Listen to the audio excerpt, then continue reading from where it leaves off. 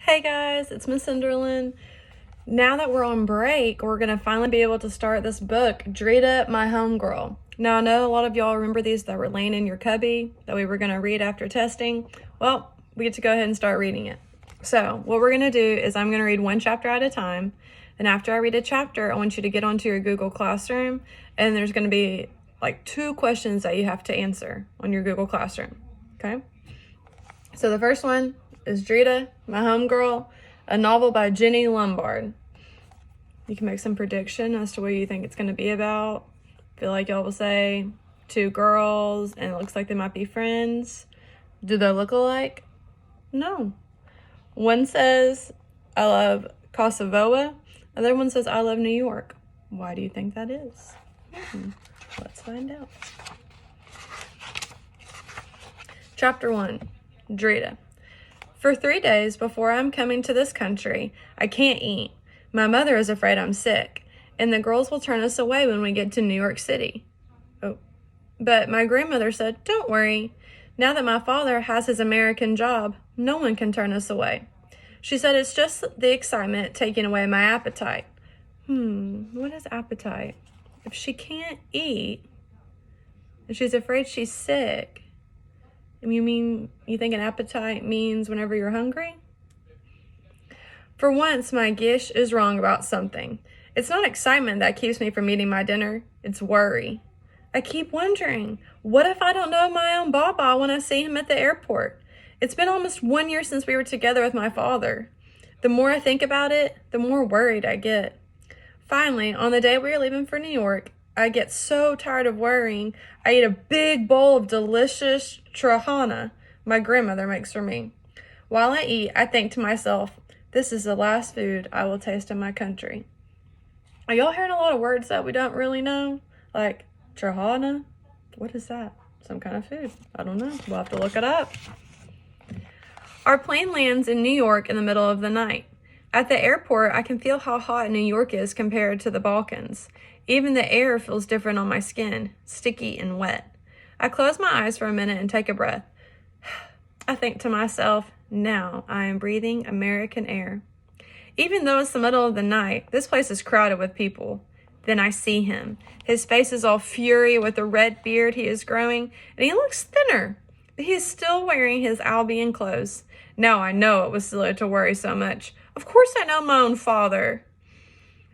My father shouts to us, welcoming us, and sweeps my mother and my baby brother up into his arms. My mother is crying, and we are kissing him so much.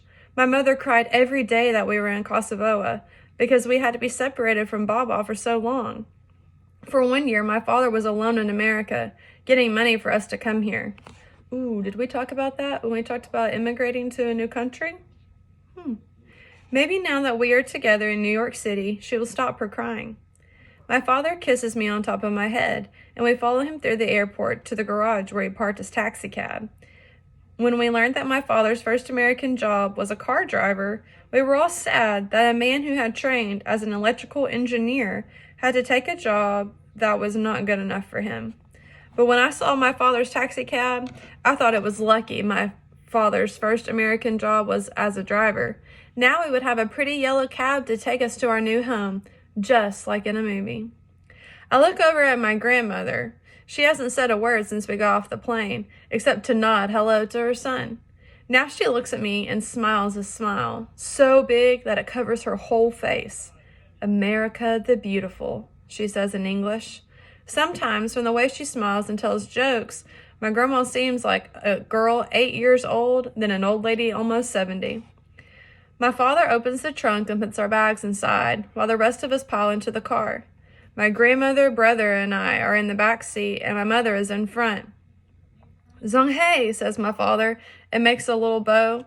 Inside the car smells sweet, like perfume. Grandma and I watch silently as my father drives the car down the ramp and tunnels of the airport.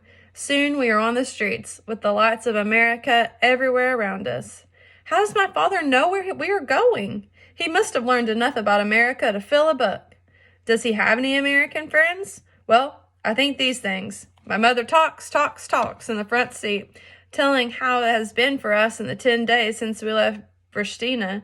The crowded bus we rode when we left the city, the soldiers with their guns, the Albion people we met living in tents by the side of the road, and finally the airport where a man checked our visas and made her cry. My father just nods and keeps his eyes on the road driving. And the dark and twisting streets of New York City move past us like a blur. Just looking makes me tired. I wish to see where Baba is taking us, but soon I am falling asleep. Because remember, it's in the middle of the night. When I open my eyes again, it is morning. Now I have a new home and a new country, I think to myself. But as I look around, I begin to feel sad. My new American home is just an apartment, smaller even than our house in Pristina. And everywhere you look in this new American house, there is something dirty and old. Walls that have the dirt from cooking on them, a ceiling that has pieces of paint falling down, windows that have so much gray dirt you can't see from them. Even outside the glass, there is nothing to see except an old, dirty wall. At breakfast, no one is talking about our dirty new American home. But you can tell we are all thinking the same thing from the way my mother brushes off the chair before she sits down, and Grandma stirs the chahana like she believes something is going to jump out of the pot.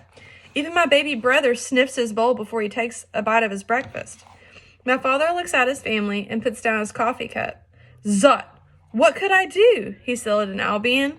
This was the only place we could afford. We are lucky to have it, and this furniture too. Look at this table and chairs. All of it was a gift. All of it dirty, a gift for the poor, my mother says with a sound like crying coming up in her voice. Please, my wife, let us enjoy our first American breakfast together. But it is too late. My mother rushes from the table and into her little room, slamming the door behind her. Dashi, my father says, calling her by her first name. Now he is up from the table too. Through the closed door, I can hear my mother crying. I hear my father, too, speaking to her in a quiet voice, trying to calm her. But it won't help. I know why my mother is so sad. Grandmother, is Cousin Zaina? Zudarko? My grandmother puts her arms around me. Shh, Drita, not now. Even worse than those who were forced to leave their home, like my family, are the family who are Zadurku, disappeared.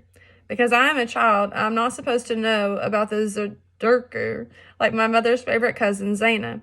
But of course I do. Everyone does. Come, in a few days you will start your new school. But right now, I need your help. My grandmother takes a big bucket and a yellow brush from under the sink. Wah, wah, my brother yells as she fills the bucket with soapy water. Soon we are on our knees cleaning the floor with the yellow brush. My brother helps too, stirring the water with his fat little hand. My grandma starts singing to us. At first it feels strange, listening to this old Albion song in a dirty new American kitchen, but soon I begin to sing myself. My grandmother is a very wise woman, I think. She knows that when you are sad and far away from home, the best thing to do is sing a song in your strongest voice. I wish my mother knew that too. And that's the end of chapter 1. So if you will get onto your Google Classroom account and go under reading, it should say Drita chapter 1 response. There's 2 questions. You need to make sure you hit submit. Love you guys. See you later.